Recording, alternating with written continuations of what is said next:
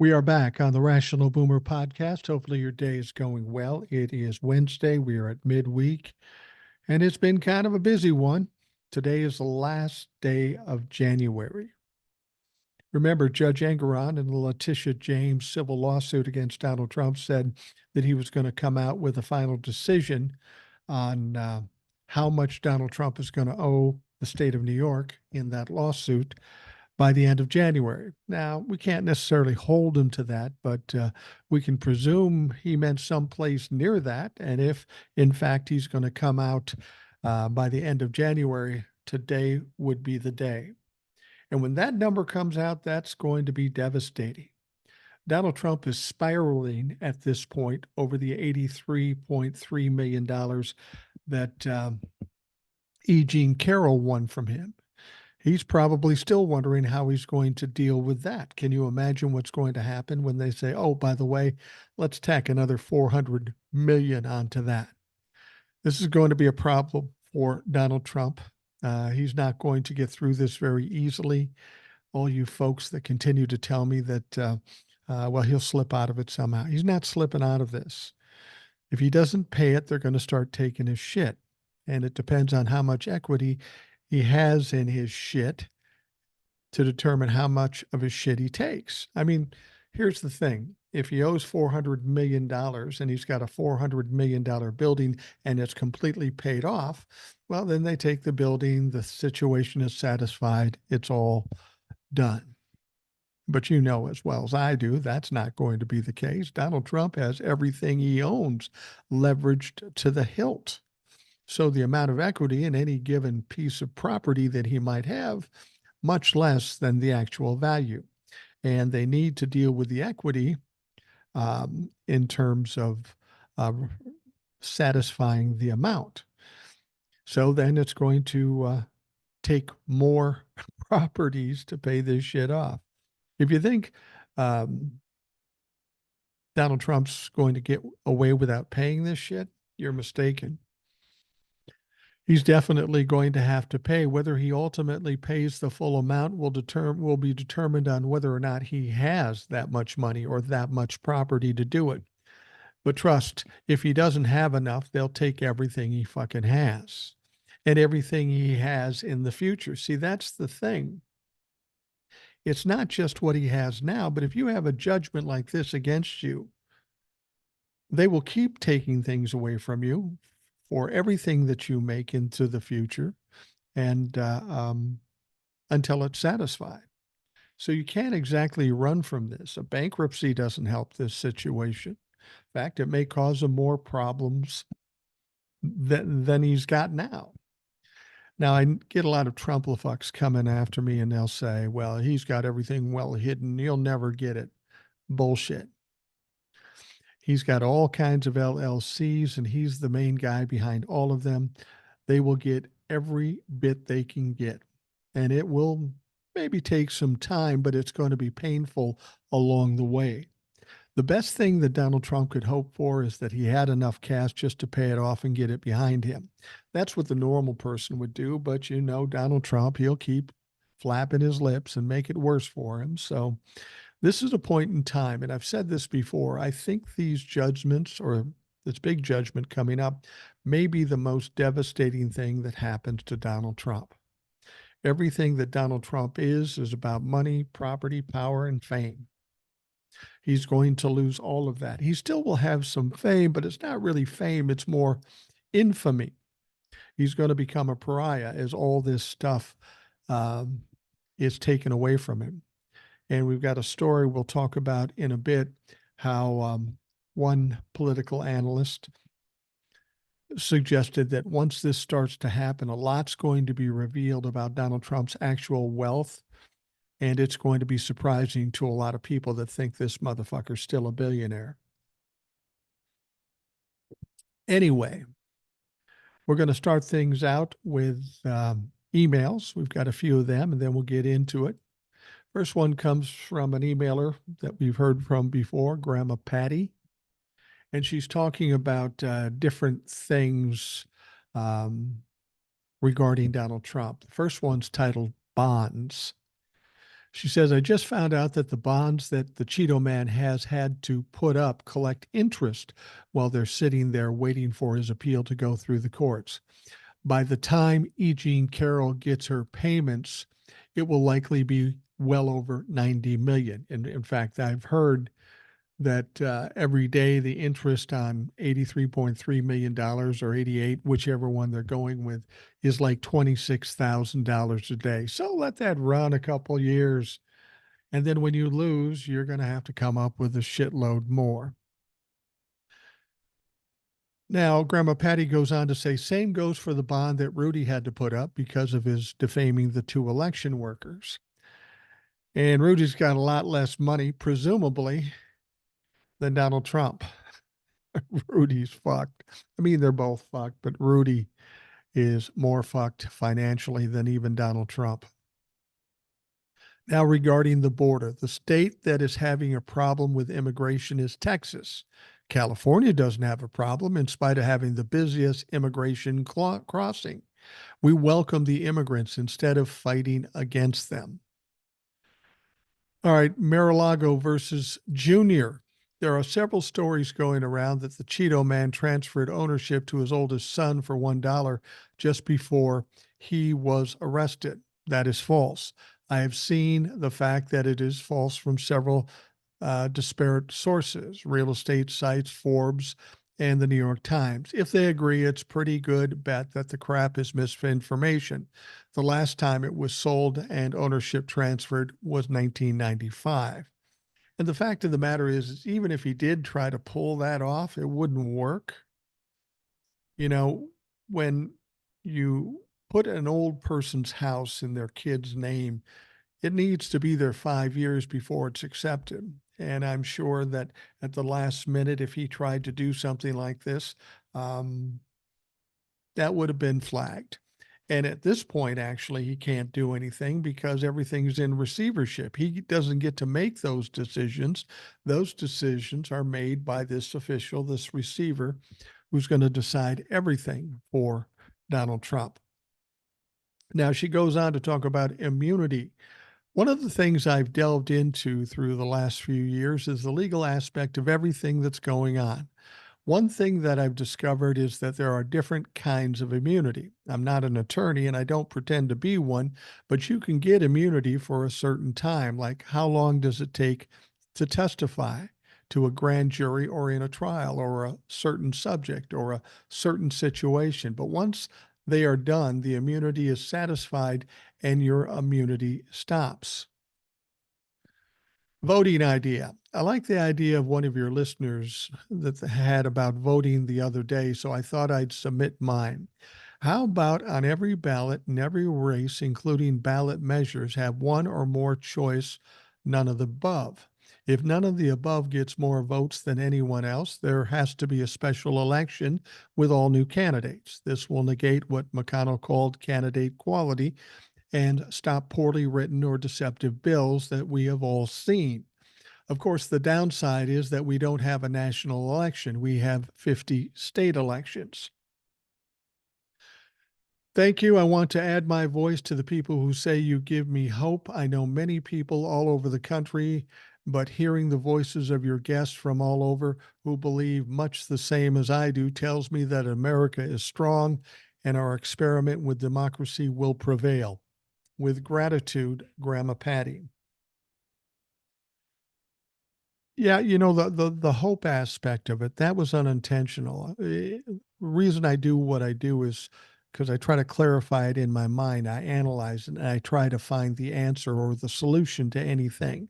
So when I give the TikToks or the podcast, I naturally go that same way and people catch on to, what's really going on like I do. I'm basically doing this for myself, and if other people are getting benefit of it, absolutely. I was talking to somebody today, somebody I know, and they looked at me and they said, "What do you think about Donald Trump? It looks like he's going to win." I go, "No, he's not going to win." Yeah, but everybody's saying. I said, "Who's saying?" Everybody. Now, this person is a Democrat, and he is more a standard kind of viewer of TV and of politics and that sort of thing. And that's one of the problems we have is people don't delve deeper into the topic. They go with whatever they hear coming out of the mouth of somebody they think they trust. And that's what we've got to fight against. That's part of the reason for the whole rational boomer thing. It's one thing for somebody to say, oh no, all is lost. But when you know all is not lost, then you got to say something. And you got to hope against hope that somebody's going to listen to you. Enough people will listen to you. And that's one of the most grateful things. One of the things I'm most grateful for is I have the good fortune with TikTok to have a lot of peers or followers. Never expected that to happen, but I'm glad of it. And it makes me feel good. Not that I accomplished anything, that there are that many like minded people out there. They're scattered all over the country. They're all older people, mostly, not all of them, of course. And people, when we get to be our age, we get discounted by the younger people. We shouldn't bitch about that because we did that to older people, and the older people did that to older people. It's been going on forever.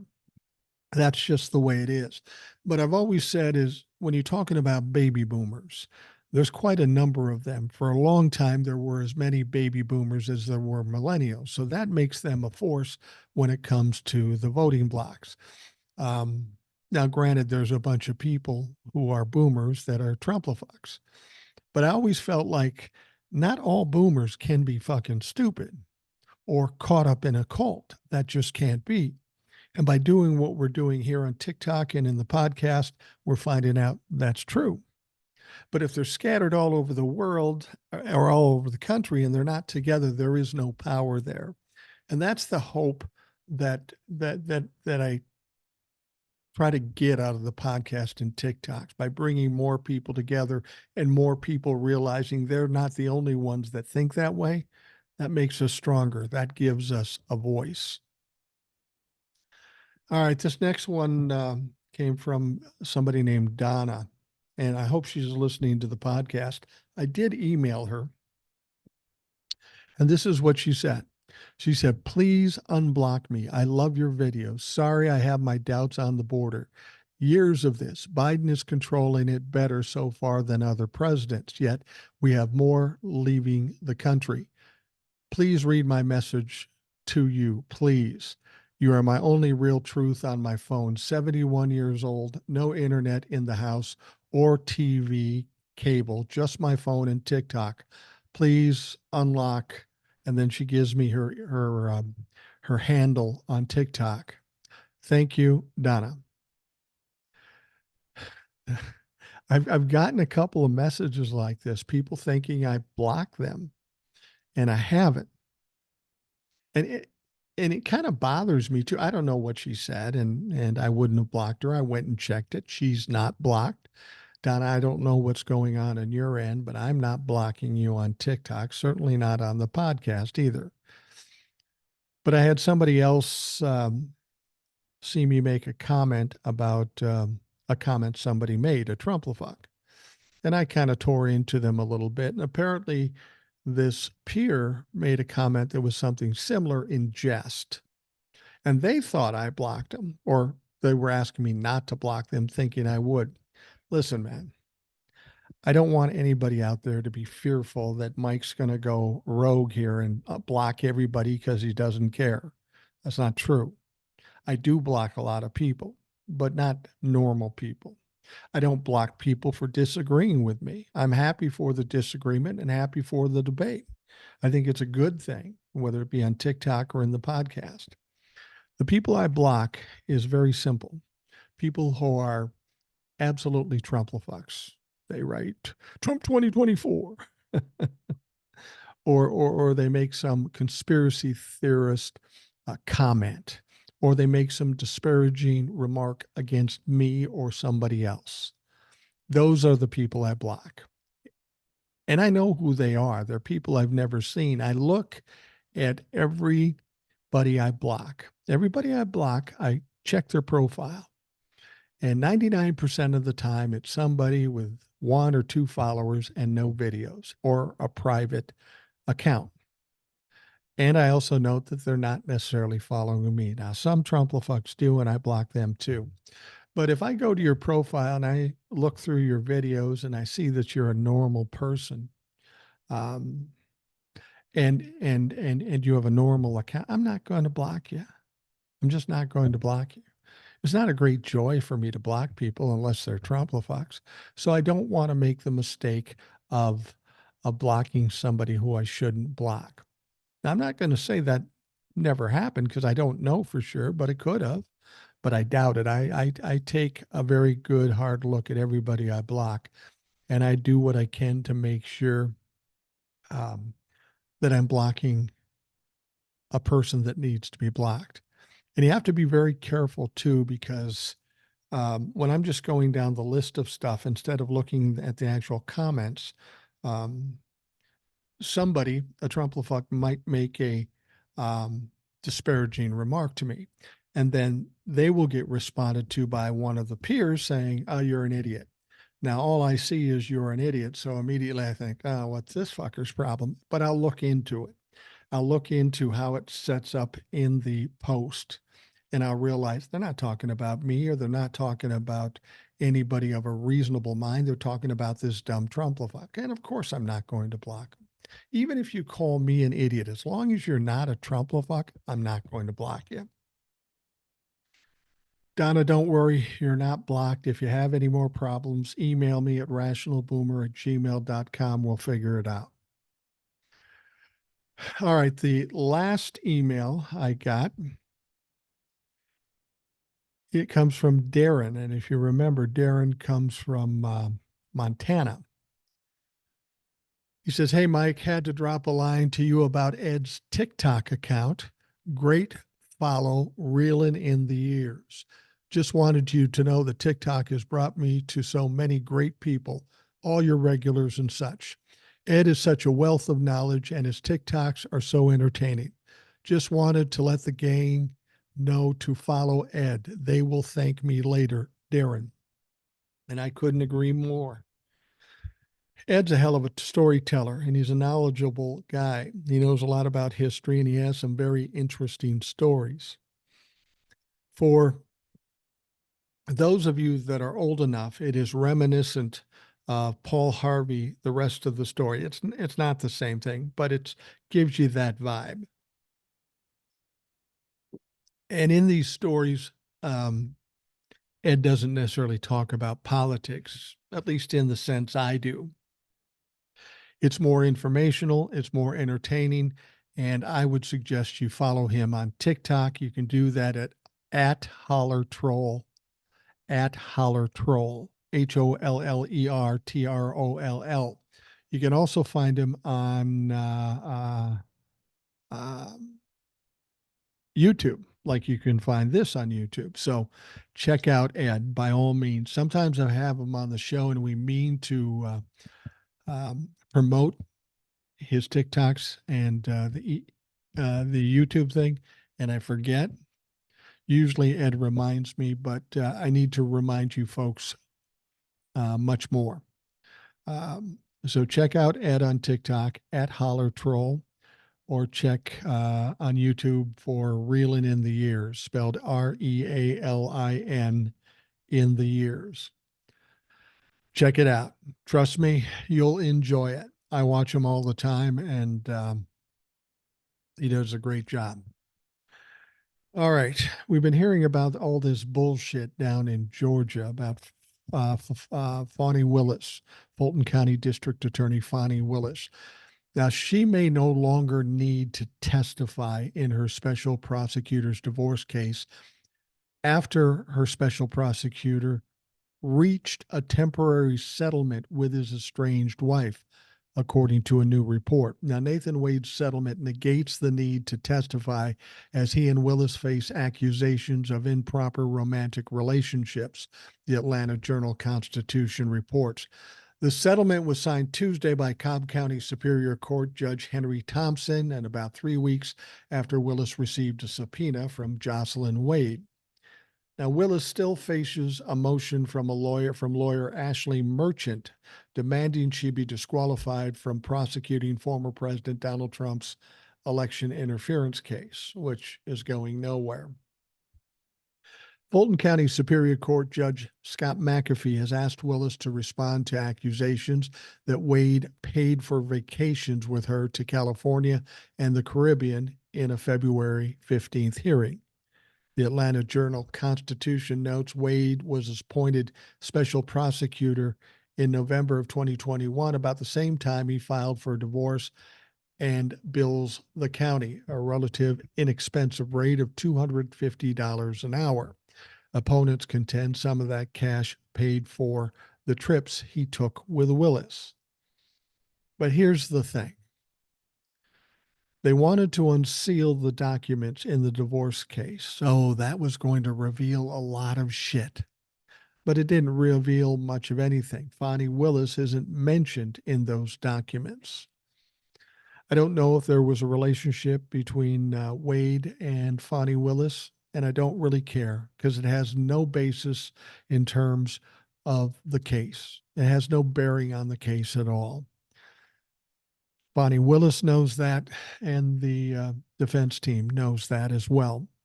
But they're just trying to create chaos and commotion and create a convoluted mess to try to taint Fonnie Willis. Fonnie Willis is a smart woman, and they better have done their fucking homework, because if it comes out that this is all just bullshit, just smoke and mirrors, Fonnie's going to be pissed, and Fonnie has a justification for filing indictments for obstruction of justice, because this is exactly what it is: obstruction of justice. Like I say, even if Fonnie Willis and Wade had some kind of relationship, they say that they took money from the county. That's not really what they're saying. They're saying that Wade was paid by the county and then he paid for the trips. Well, if he was paid by the county, that's his fucking money. He can spend it on whatever he wants. You see the stretch there. You see how hard they're trying to make this work. For those of you worried about what's going to happen down in Georgia, do not worry. It will be fine. And as I've told you before, even if there is some delays because of this kerfuffle, doesn't matter. Washington, D.C. and Laticia James are going to take Donald Trump down anyway, so it doesn't really matter. Once he's decimated by Laticia James' lawsuit, which could come today, and Washington, D.C. election interference case, if once he gets convicted there, he has a number of charges in that case, 30 some, I think. Once that happens, Donald Trump will be, for all intents and purposes, fucking done. So don't worry about this stuff too much. Donald Trump is in a corner. He can't get out. He knows it, and you can see it on his face every time he shows up on your screen. All right, there was a story yesterday that I brought up, and a lot of people thought this story was going to be regarding January 6th and the sitting members of Congress that were involved in the insurrection. I think everybody thought that. The story was that the DOJ issued a subpoena to the House of Representatives. Seems to make sense that that would be the case. But guess what? It wasn't the case. It wasn't a subpoena for the sitting members of Congress, and it wasn't a subpoena for the January 6th insurrection. It was actually for a Democratic representative, and it had nothing to do with January 6th. It had to do with misspending campaign funds. Federal prosecutors are investigating activist turned Congresswoman Cori Bush, a Missouri Democrat who is a member of the Progressive Squad, for allegedly misspending campaign funds. It's ironic that she would be under investigation when Donald Trump is draining his campaign funds to pay his legal fees. Nonetheless, Bush acknowledged the probe in a statement Tuesday, not long after Punchbowl News first reported it, that she was under investigation. She said, I can confirm that the Department of Justice is reviewing my campaign spending on security services, Bush said. We are fully cooperating in this investigation. The probe's existence was first disclosed publicly Monday afternoon when a House clerk read a notice from the House Sergeant at Arms, William McFarland, indicating that he had received a grand jury subpoena Thursday from the Justice Department for documents and intended to comply with it. The notice did not specify what kind of documents were being sought or why. And when we heard about the subpoena at first, that's why everybody thought, and it makes sense, I was fooled too, that it had to do with January 6th, but it does not. It has to do with Cori Bush, a Democratic representative in the House. Punchbowl News reported that the investigation into Bush is about the use of her members' representation allowance, a pot of money given to each House member for their office expenses in Washington and back in their home districts. However, Bush's statement indicated that the probe was focused on her campaign spending. As a rank and file member of Congress, I am not entitled to personal protection by the House and instead have used campaign funds as permissible to retain security services, Bush said. And that seems to make sense given that she is a black woman and she is a Democrat, and the Republicans are mouth breathing, red meat eating pieces of shit who constantly are threatening people in Congress, in courts, all over the place. She said, I have not used any federal tax dollars for personal security services. Now, Bush has faced scrutiny for paying her husband, Courtney Merritt's, tens of thousands from her campaign account for security services. She spent nearly $130 from her $130,000 from her campaign account on private security in the first 9 months of 2023, according to Federal Election Commission records. Though paying family members with campaign funds is legal, candidates are required to pay the fair market rate for their services, not more, not less. It's not legal to hire family members as congressional staffers. Now, Bush came to prominence during Black Lives Matter protests after the death of Michael Brown at the hands of police in Ferguson, Missouri. You remember that one. She was elected in 2020, defeating longtime incumbent William Lacey Clay Jr., and has been a prominent member of the squad, the informal name for the young Democratic progressive House representatives like AOC, Jamal Bowman, Rashida Tlaib, Ilhan Omar, and Ayanna Pressley of Massachusetts. Now, the squad is generally seen as representing the furthest left flank of the House Democrats, its members, all of whom belong to racial minority groups, and most of whom are women, are the focus of intense scrutiny from the right-wing media politicians and are known to receive a lot of threats. We've heard AOC suggest that she's gotten a lot of threats. Bush's heavy spending on security services has drawn down on her campaign account. She only had roughly $20,000 in cash on hand at the end of September, even as she prepares for a primary challenge from local prosecutor Wesley Bell in her heavily Democratic district centered on St. Louis. Now, I will say this about this woman. If she did something improper or inappropriate, she should be held accountable and taken to task for it. But given how the Republicans behave and how they handle campaigns and election, you have to wonder, don't you? We know that the squad gets a lot of threats, so security makes sense. It would not be surprising if Republicans in the House of Representatives decided they want to get one of the squad, whether it be AOC or Cori Bush. And they make some claims, and then, of course, the DOJ has to look into it. Now, I'm not saying it's all a bunch of BS or a hoax. That's what Donald Trump would say. I'm not saying that, but we know how the Republicans behave. And it certainly could be something along those lines. So the investigation will go forth and we'll see how this all turns out. The bottom line is, I'm sure Cori Bush is not the only one spending a lot of money on security, and don't happen to be Mitt Romney, who has billions of dollars that he can pay for it himself. I think members of the Democratic Party in the House, especially those that are minority races, they have good reason to want to protect themselves. I'm sure every day they're getting some kind of threat from some dumbass Trumplafuck. And so they should be getting some protection. The House isn't doing it, so it's on them to do it.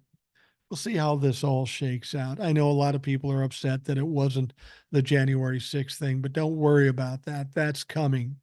We know there are sitting members of Congress who were involved in the insurrection. We also know that the only person that's been indicted regarding the insurrection in D.C. has been Donald Trump, and that was done for strategic reasons. Donald Trump's situation is time sensitive.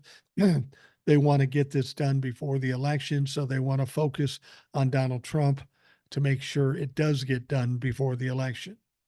So when the sitting members of Congress ultimately get indicted, it could be at the beginning once the trial is started with Donald Trump, or maybe when it's done. We may have to wait for that, but it'll be worth waiting for. All right, we are going to take a quick break and we'll be right back.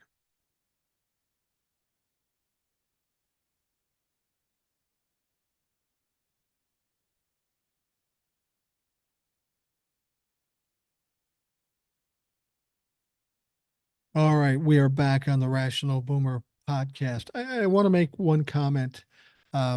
Normally, prior to recording this podcast, I would send a text to Old Soul and say, "You cool for tomorrow?" I did not do that. I was running around doing some other shit. So I meant to reach out to Old Soul. So assuming that she might be listening to this podcast, I will say, Old Soul, if you're down for tomorrow, we're set and ready to go at the regular time. If not, I'm going to text you anyway. I just didn't want to leave you any less lead time by whenever I get around to and figure out that I need to text you. Because right now I know I need to text you, but after I sleep and I get up in the morning, I'm fucking 63, man. I forget shit, and I apologize for that. But here's hoping that Old Soul will be on the show tomorrow like she was last week and the week before. It's always a great show when Old Soul is on. One other lady that I'm very impressed with and like a lot, and we've talked about this before, is Taylor Swift. Now, I've heard some of her songs. I'm not a consumer of her songs. Not that they aren't good songs. That I'm 63 and I'd probably prefer to listen to 70s music, but she is hugely popular, hugely wealthy, and hugely powerful. And of course, we had the playoffs this past weekend, and Kansas City will progress on to the Super Bowl. Now, I'm not necessarily a Kansas City Chief fan. However, I was excited that they are going to be in the Super Bowl because that means more Taylor Swift. I mean, just shots in the press box and after the game and all that sort of stuff. But the reason I like it, of course, is because it pisses off Republicans to no fucking end. They really have a hard on for um, Taylor Swift. And it's because they're nervous about her. As I've said before, she's more powerful, more popular than any politician, Democrat or Republican. She's got the ears of millennials and some Gen Zs, and they will do what she asks them to do, like go register for the vote. Republicans don't like this. So now what they're trying to do is continually trying to smear her like they do every time in campaigns. They did it to Hillary Clinton in 2016. They did it to Joe Biden in 2020. They're doing it to Joe Biden again in 2024. They have no policy, no platform. All they do is try to smear their opponents. And now they see Taylor Swift as a definite threat. And that's good because she is a threat by just being who she is. Here's the thing about Taylor Swift. I don't know a lot about her, but I did work in the music business, and there are some unsavory motherfuckers in the music business. But the thing about Taylor Swift, and I only see her from the audience. I don't know her, but she seems to be doing everything right. She has the right intent about everything she's doing. Everybody's upset about her going out to these NFL games. What are you upset about? She's going to watch her boyfriend play football and support him. What's wrong with that? Is it her fault that she's hugely popular and the cameras want to take pictures of her, put her on video? I mean, here's a 3-hour sporting event and she's on camera for 60 seconds and you're losing your shit. That tells me one thing very clearly. You are scared to death of Taylor Swift, and I hope to God she keeps terrifying you. Now, in order to deal with Taylor Swift, they don't know what to do. In fact, one politician, I can't remember who it was. I wish I did because they're fucking idiots. But they were suggesting, well, Republicans should have some young woman who can have young Republicans looked up to. And somebody said, we do. We have Lauren Boebert, Lauren the Groper Boebert, who moved from one district, the third district in Colorado, to the fourth district in Colorado because she thought it would be easier. However, they had a debate recently. One of the first questions she was asked, could you define carpetbagger? Now, I'm sure she doesn't even know what that is, in spite of the fact that's exactly what she is. But in a straw poll of the 5 people in this debate, she came up in 5th place. This girl's going to be nervous. Here's the big difference between Taylor Swift and Lauren Boebert. Taylor Swift is a decent young woman, immensely talented and immensely successful. Lauren Boebert is an idiot who is constantly losing and has zero talent for anything. So good luck with that, Republicans. If that's your answer to Taylor Swift, you're in fucking trouble. But they go on about Taylor Swift. And there's a conspiracy involving the deepest of deep states, the world's most popular entertainer, America's most popular sporting event, and the President of the United States. Its goal, according to the theories circulating in the outskirts of MAGA world, is to covertly compel fans to throw the 2024 election to the Democrats.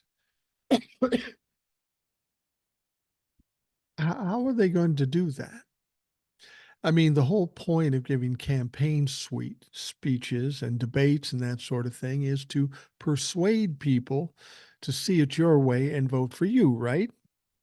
Now, that isn't the intent with um, Taylor Swift going to the Super Bowl. I mean, that's what will happen because people love Taylor Swift. But now they're trying to make it some conspiracy theory that it's some way that the Democrats are going to steal the election. I'm going to tell you this right now, motherfucker. Nobody has to steal that election. The Democrats are going to fucking trounce you. Now, right wing speculation reached a fever pitch this week around Taylor Swift and boyfriend Travis Kelce after Kelce's team qualified for the Super Bowl on Sunday. A victory the two celebrated with a much photographed post-game smooch a day later. The New York Times ran a piece noting President Joe Biden's reelection campaign is hoping for Swift's endorsement. And I don't know that she will, but people know how she thinks. Now, those two seemingly unrelated events and the possibility that Swift could use her massive star power and huge online reach to help Biden beat Donald Trump are driving right-wing media into a meltdown.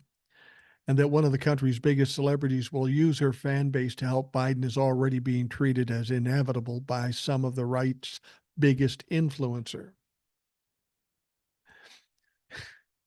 Now, Charlie Kirk, who is a noted truth teller, yeah, that piece of shit, he says that will be a tsunami that will be very difficult to thwart.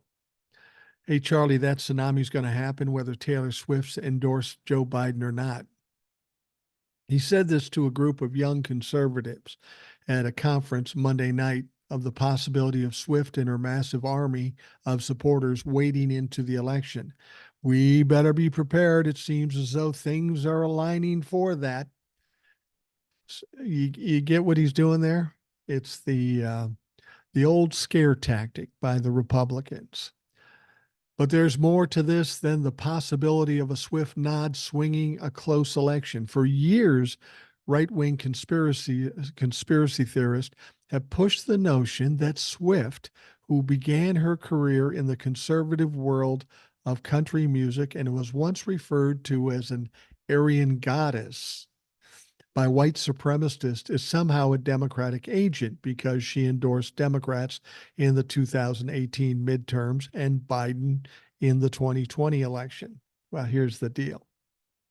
She's just a normally, reasonably minded young woman who sees the Republican Party trying to overturn, or actually overturning, Roe v. Wade, trying to undermine our democracy, overturn elections, and overthrow our government. A reasonable minded person would say, hey, that's not good. I'll support the other guy. Has nothing to do with whether she's a agent of the Democrats. Now, Swift has admitted that she regrets not getting involved in 2016, clearly in hopes to thwart Donald Trump from ever becoming president. I think I mean, I can't speak for Taylor Swift, but if I'm Taylor Swift, I realize the danger this country is in and the power that I have. I'd want to use that to hopefully benefit the country and the future, because let's be honest, Taylor Swift is like 34 years old. The future is hers and everybody of that age range. Now, there have been people saying they have been claims for several months that she's a psyop, that she's a Pentagon asset, that she's a political weapon. Brennan Soon, the deputy director of external affairs for Media Matters, a left leaning media watchdog. The claims have gotten completely wild. Soon noted that really clear narrative and tactical similarities between the far reaches of the internet, like 4chan and Rumble, and more that established right wing outlets like Fox News that are both trafficking in outlandish conspiracy theories about Taylor Swift. It's ironic that Fox News would wade into this after they had to pay $800 million to Dominion and are looking at $2.4 billion with Smartmatic. You'd think you'd want to cool it a little bit.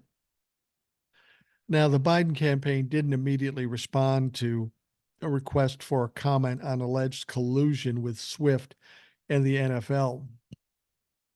Kelsey, for his part, appeared in a Pfizer commercial. Oh, God, no, promoting the COVID vaccine. See, he's an agent.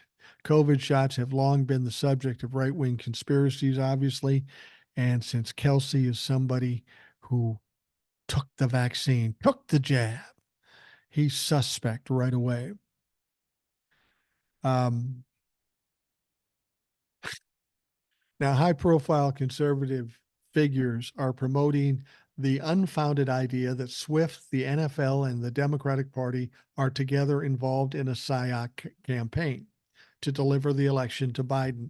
Fox News host Jesse Waters recently suggested that Swift was a front for a covert political agenda and bizarrely called her a Pentagon asset, which, of course, the Pentagon designed. Now, as for the conspiracy theory, there's nothing to it. Why would Taylor Swift get involved in a conspiracy theory?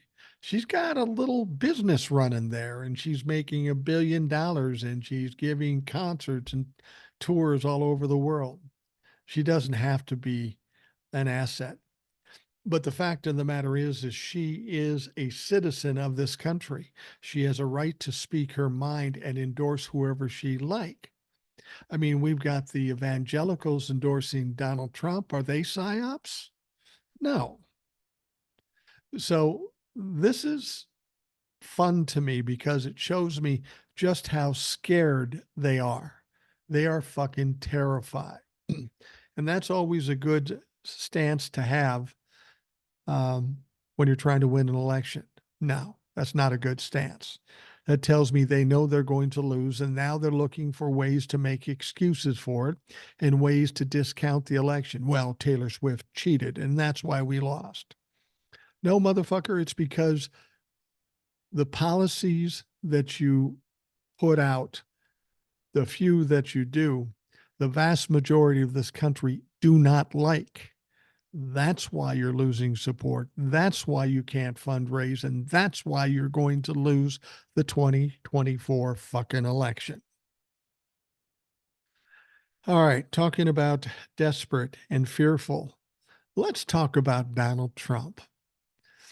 We're hearing now that one of his super PACs blew through $50 million in legal fees as 4 criminal indictments crashed down on him last year, according to a new report. Maggie Haberman, a writer for the New York Times, says it is a staggering sum.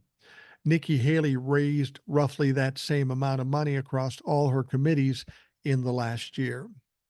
Haberman and Goldmacher, relying on 2 sources in Federal Election Commission filings, say Trump will face an enormous financial strain as he heads into election year full of court appearances. Now, the cash moved through several PACs, Make America Great, Save America, and MAGA Incorporated among them, according to the report. Now, the question is, can he legally take money from his PACs for campaigns and spend it on legal expenses? I don't think he can. I think there'll be an investigation into that, but there's a lot going on right now. They'll probably save that for last.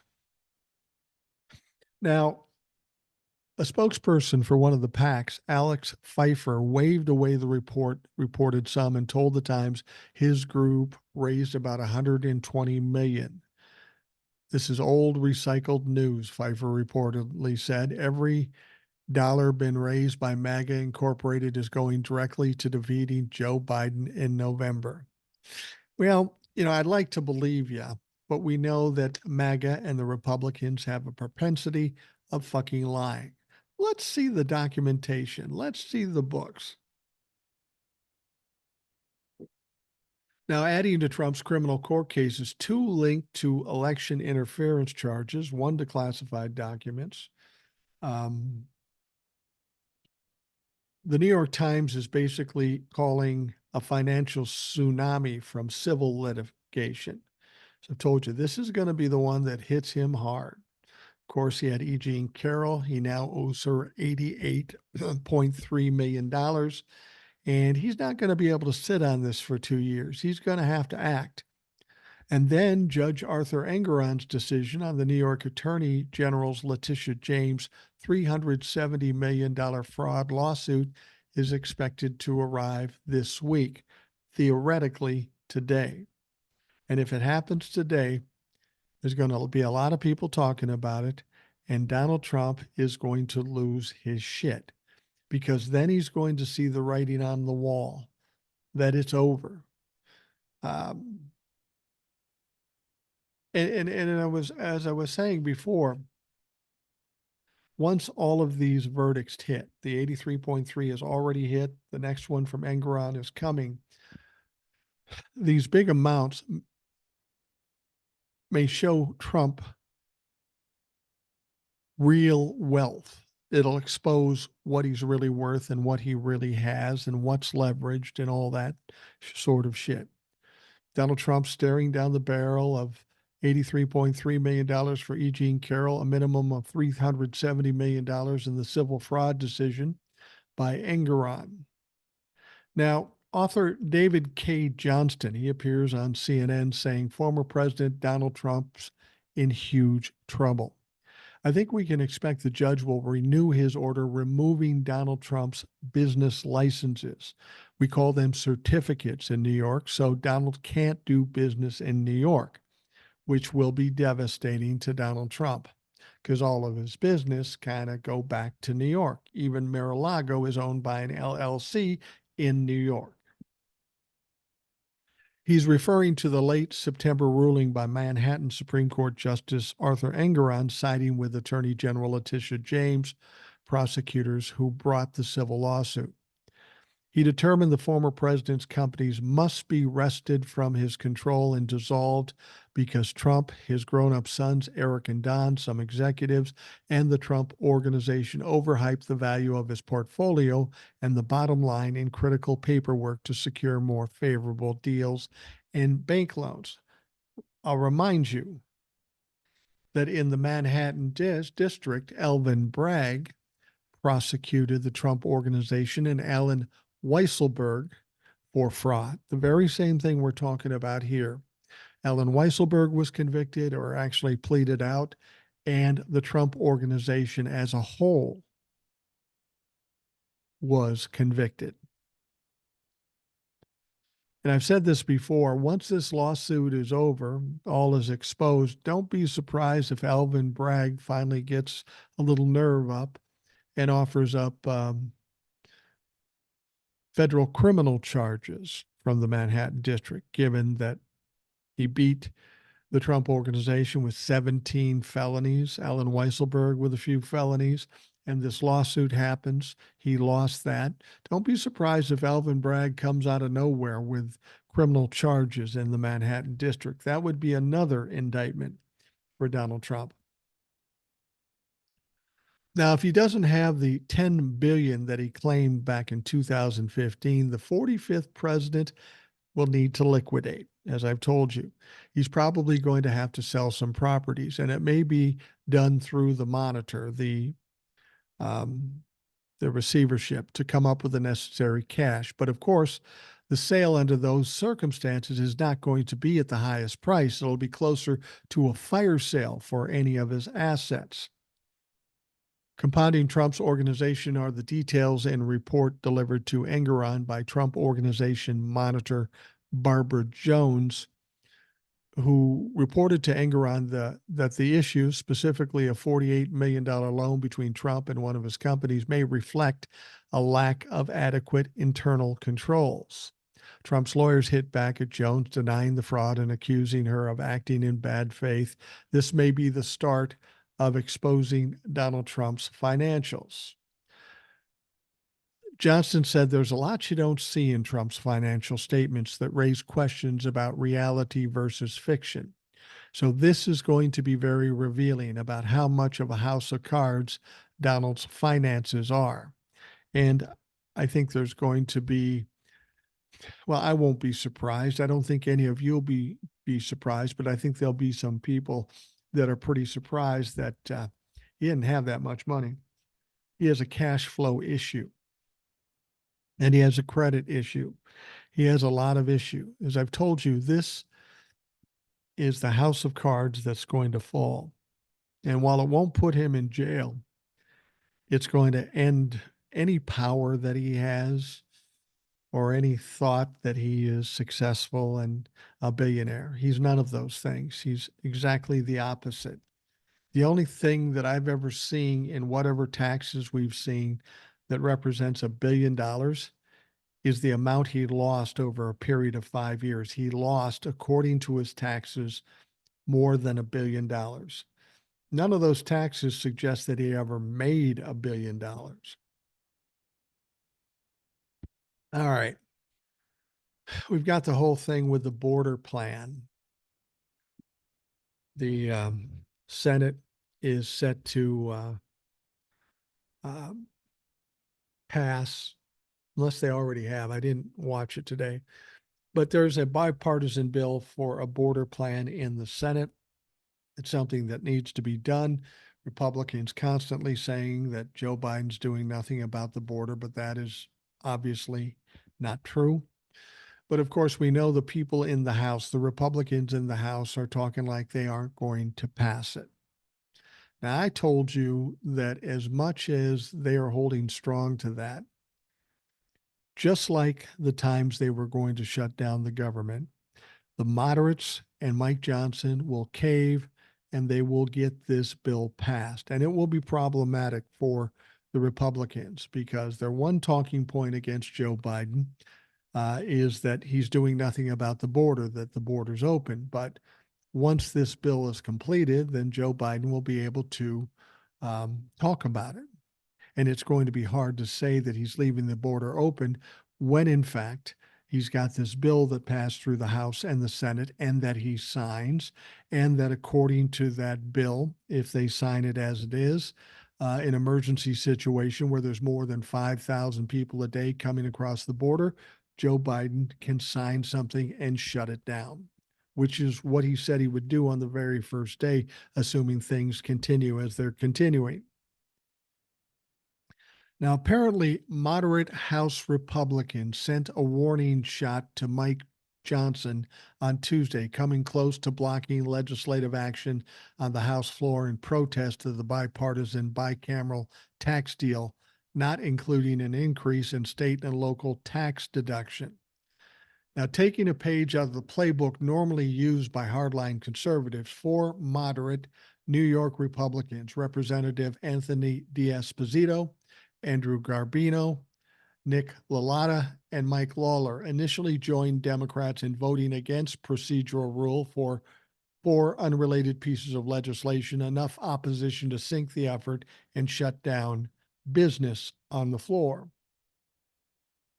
Now, the vote sent leadership into a scramble, prompting Johnson and House Majority Whip Tom Emmer from my home state of Minnesota to huddle with the four rabble rousers and their allies. After nearly 40 minutes, the four moderate New Yorkers switched their vote to support of the rule, allowing the procedural vote to squeak through 216 to 210.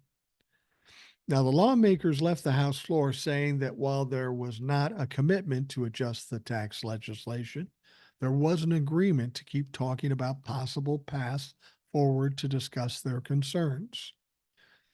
We've agreed only to talk to either explore one of two mechanisms, either to put it in the overall big tax bill or to have a standalone thing that goes in parallel to that big tax bill, LaLotta said, referring to increasing the SALT deduction. Lawler told The Hill after the vote that the New York Republicans are going to continue the discussions today onward. For all of us in these districts, you know that delivered the majority. This is the issue that matters, and we're going to keep fighting to get it done. Now, votes on rules which govern debate on legislation are typically partisan and predictable, with the majority party voting in support and the minority party voting in opposition. Members of the House Freedom Caucus and their allies have, however, have voted against rules several times this Congress to express their frustration with leadership. So when this gets down to getting, as much as MAGA doesn't want this to happen, they want to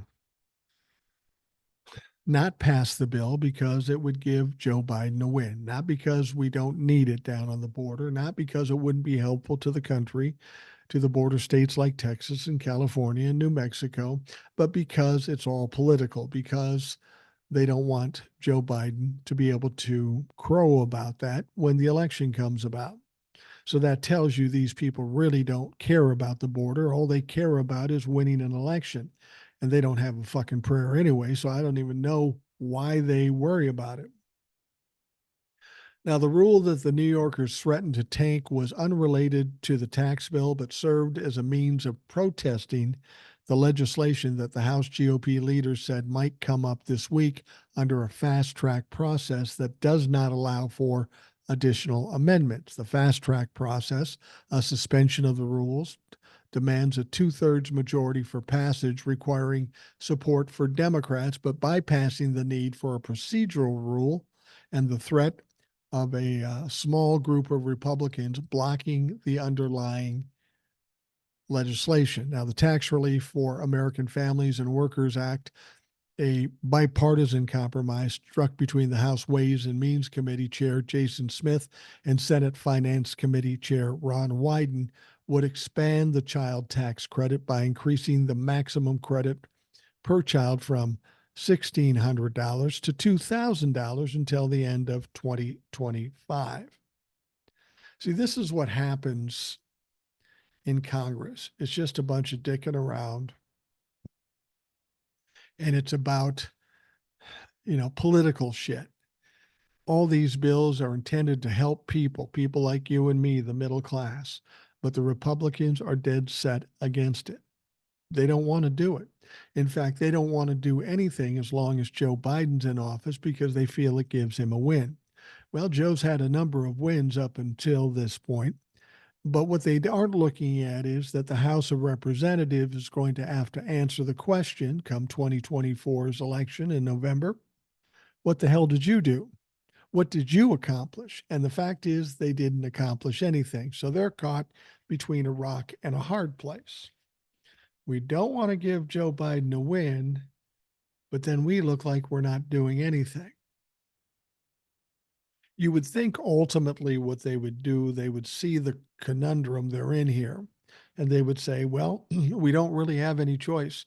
We've got to do something we can campaign on. And unfortunately, the only way that can happen is if we give Joe Biden a win. I can tell you this, the reason we're in this position right now, and I've said it before, I'll say it again, is because Joe Biden is a wily motherfucker. This is why Joe Biden is the right guy at the right time. He knows how to play this game better than anybody. He's more experienced than anybody in Congress right now. He knows how to play the game. He knows the levers to pull. And these dumbass Republicans in the House don't have a lot of experience. They aren't very bright, and they're all dealing on fear and emotion. Joe Biden knows this, and he's playing them every fucking day. He doesn't even realize, they don't even realize they're being played sometimes. So, with regards to the border plan, I suspect it's going to pass, and I suspect that some of these tax things are going to pass too. Because what'll happen is Democrats will get most of the things they want. They'll all vote for it. And then they only need 5 or 6 of the Republicans to vote. And we've seen them do that already with regards to the continuing resolutions for the spending bills and budget plans that we've already gotten through. And this is what annoys the Republicans, specifically MAGA. It's when Mike Johnson and a few of the Republicans count on Democrats to pass things. Again, this makes Democrats look good, and that's why they get angry about it. They don't want that to happen. Unfortunately, that's the way the only way they can get things done. MAGA isn't thinking ahead. They're killing themselves. They're bleeding themselves dry, and they don't even realize it, but they're getting their ass kicked at every turn. So we'll see how this all shakes out, but I think ultimately it will work out the way we need it to work out, the best for the country and the people in the country, and fuck MAGA. MAGA's done after November. They are done. They are gone. They are going to have no more power between what Jack Smith may do to them and what the electorate will do in November of 2024. There's little, if any, hope that there'll be many MAGAs left. All right. We are going to wrap up the Rational Boomer podcast. I want to thank you for taking the time out of your day to listen. I hope you have a great day, and we will talk to you again tomorrow.